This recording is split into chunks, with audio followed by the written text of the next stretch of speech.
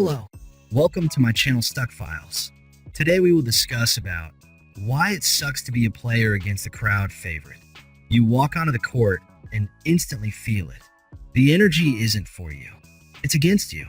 Every shot you miss gets cheers. Every mistake gets claps. Every winner you hit, silence. You're not just playing your opponent. You're playing thousands of people who want you to lose. And it messes with your head. You second guess your shots. You hesitate. You shrink. Because it's hard to be the villain, especially when you did nothing wrong. You might be the better player. You might be fighting just as hard. But when the crowd is pulling for the other side, it changes everything. This is what it feels like to be the outsider. The spoiler. The one nobody wants to win. In this video, we break down why playing against the crowd favorite might be one of the most brutal challenges in all of tennis. Section 1. You feel it from the first point. Before the match even begins, you know what you're in for. The crowd roars when your opponent is announced. When your name is called, polite claps. Maybe. From the coin toss to the warm-up, you feel like an intruder. And once play starts, it only gets worse. If you hit a winner, the silence is loud. If your opponent hits one, the stadium explodes. Even small things feel personal. The cheers when you double fault. The applause when you miss a volley. The chants that build every time you fall behind. You're not just playing tennis. You're surviving a popularity contest. And that pressure builds. You start forcing shots. You rush your rhythm. You feel alone, even in a packed arena. It's not about lacking skill. It's about carrying extra weight. Every point you play feels uphill. And it's only the beginning. Section 2. Momentum becomes a monster. In most matches, momentum shifts come and go. But when the crowd is involved, one hot streak turns into an avalanche. Your opponent hits one good shot, and the place erupts. Now they're pumped. You're rattled. And the energy feeds them like fuel. Even when you try to slow things down, they ride the wave. The crowd keeps the noise high, and suddenly, it feels like the court is shrinking around you. You miss a few shots, the cheers grow louder. You try to reset, but there's no silence to regroup in. You're playing in a storm. It's not just about tennis anymore. It's about surviving a momentum machine that's not just powered by your opponent, but by thousands of fans backing them on every point. And the worst part? If you start making a comeback, they'll try to shut it down.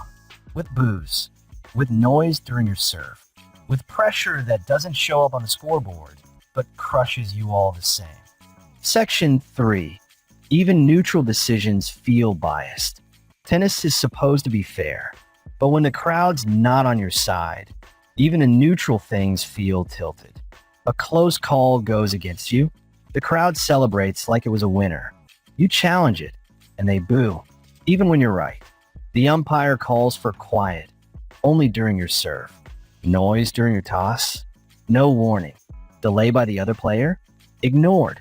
Line calls feel inconsistent. You start doubting the fairness, even when it might be legit. And that messes with your focus. Because tennis isn't just physical, it's mental. When your mind is fighting both your opponent and the feeling of unfair treatment, your game suffers. It's not a conspiracy, but it is pressure. And perception becomes reality when everything, from line calls to time violations, feels stacked against you. That's what makes playing the crowd favorite so brutal. It's not just the other player who feels invincible. It's the whole system around them. Section 4. Silent success, amplified mistakes. Every time you do something right, it vanishes into silence. A perfect backhand down the line, dead quiet. A clutch hold under pressure, no reaction. But make one mistake, a double fault, a missed smash, and the crowd erupts. It's like every error becomes a celebration. You feel exposed, mocked, alone. There's no lift, no rhythm, no support. And the silence after your best moments starts to hurt more than the noise after your worst ones. Because it's not just what the crowd says, it's what they don't say. No applause for good tennis. No respect for grit. Just a one-sided soundtrack that makes you question everything. In a match this intense, energy matters. But the energy never comes your way. You're swinging in the dark while they play with the wind at their back. And when it's over, even if you win, the handshake is cold. Because to the crowd, you didn't win. You ruined the story they wanted. Section 5. You have to win twice. Beating the player across the net is hard enough.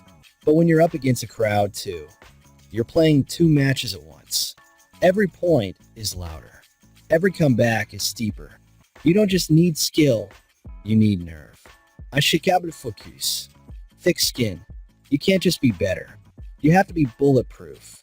And even when you pull it off, it doesn't feel like a win. It feels like survival. The headlines still favor your opponent. The commentators still frame it as an upset. Your moment gets brushed aside. And tomorrow, you'll face another crowd, just like this one. Different city, same pressure, same story. That's what makes it brutal. You play flawless tennis and still walk off feeling like the villain. As we deeply discussed everything in all 5 sections, so now you know it's not just a match, it's a battle for belonging. Tennis is one of the loneliest sports in the world, but it gets even lonelier when the crowd's cheering for your failure. You feel in your chest, with every point, every silence, every cheer that isn't for you. You're not the enemy. You're just not their guy. And that's enough to turn an arena into a wall. You play to prove yourself, not just to the opponent, but to the people watching. To earn respect, that never comes. And when it's over, you pack up. You move on. You try to forget that winning felt like crashing someone else's party. That's why it sucks to play against a crowd favorite. Because sometimes, no matter how good you are, the hardest part of the match is believing you deserve to be there.